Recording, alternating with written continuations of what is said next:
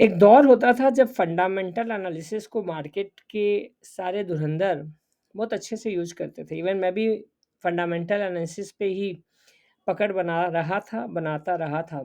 But एक समय आया जब लॉकडाउन हुआ और स्पेशली लॉकडाउन के बाद जब हम एक मोमेंटम लाइफ में जीने लग गए, वहाँ पर मोमेंटम ट्रेडिंग आई और मोमेंटम ट्रेडिंग के अंदर कहीं न कहीं टेक्निकल एनालिसिस का इम्पोर्टेंस बढ़ गया। और उसी सिलसिले में अगर हम बात करें तो इंडिया स्पेशली इंडियन जो मार्केट है वहाँ पे टेक्निकल और सेंटिमेंटल का एक अलग ही गेम है और जिसको समझने और समझाने के लिए हम आपके साथ हमेशा बने रहते हैं। नमस्कार, मैं हूँ आलोक दहिया और आप देख रहे हैं मॉर्निंग मंत्रा। मॉर्निंग मंत्रा जो कि है 22 ऑफ फ़ैब 2024 के लिए फाइनली हैंगिंग मैन का जो सदमा था, देखिए हम ज़रूर कह रहे थे कि 22 125 22 125 के ऊपर की क्लोजिंग चाहिए और हमने लास्ट मॉर्निंग मंत्रा में ये कहा कि 22 125 के ऊपर की क्लोजिंग मिल गई है, लेकिन ये क्लोजिंग थोड़ा सस्पिशियस है, कॉशियस रहने का इंडिकेशन दे रही है, क्योंकि हमने आपको ये बताया था कि 4 आवर के चार्ट में भी हमें बैक टू बैक मिल रहे हैं क्या? हैंगिंग मैन मिल रहे हैं। हमें डे चार्ट पे भी क्या मिला था? हैंगिंग मैन मिला था और हैंगिंग मैन अपने आप में ये इंडिकेट करता है कि रिवर्सल आ सकता है। और मज़ेदार ये बात है कि सुबह एक पल के लिए लग रहा था कि जहाँ बाज़ार शायद एक नई तेज़ी को पकड़ेगा, वहीं पर अब जो कंडीशन है इसको हम कहते हैं बियरिश इंगल्फिंग और ये अपने आप में बहुत ही डेंजर मोड का बियरिश इंगल्फिंग बना है। जी हाँ, कहीं न कहीं ये लेवल ऐसा ना बन जाए जहाँ पर हमें ये कहना पड़े कि तेज़ी हो गई खत्म, राइट? अब इस केस में आज का दिन रहने वाला है बहुत क्रूशियल। क्यों रहने वाला है बहुत क्रूशियल? क्योंकि अगर मार्केट के सेंटिमेंट को बनाए रखना है, क्योंकि सामने है चुनाव और उस सेंटिमेंट में ऐसा नहीं हो सकता कि इन्वेस्टर्स एक बड़ा नुकसान खा के बैठ जाए, तो शायद वो वोट के लिए भी उनका जो मूड और मिजाज है वो खराब हो जाएगा, तो इससे आने वाले दिन में ओवरऑल में इम्पैक्ट पड़ सकता है।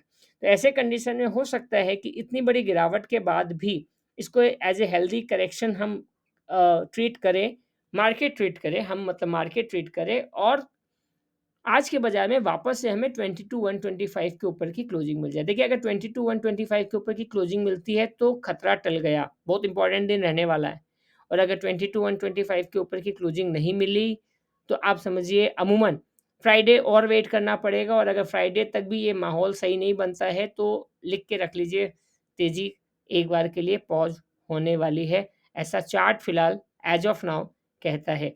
वीकली पे भी बात कर लेते हैं एक बार कि वीकली क्या लग रहा था, तो वीकली पे भी देखिए वही हमने आपको कहा था, ये हैमर का फॉर्मेशन ऑल्दो ये एक साइडवेज़ में है, लेकिन फिर भी देखिए अगर वीकली फॉर्मेशन में देखें तो अभी भी हम 22 125 के ऊपर में नहीं टिक पा रहे हैं वीकली फॉर्मेशन में। ये कंप्लीट होने में अभी आज और कल का मार्केट और लगेगा और अगर यहाँ पर कुछ भी खराब बनता है, तो एक अच्छी पॉजिटिव क्लोजिंग चाहिए बाज़ार के भले के लिए।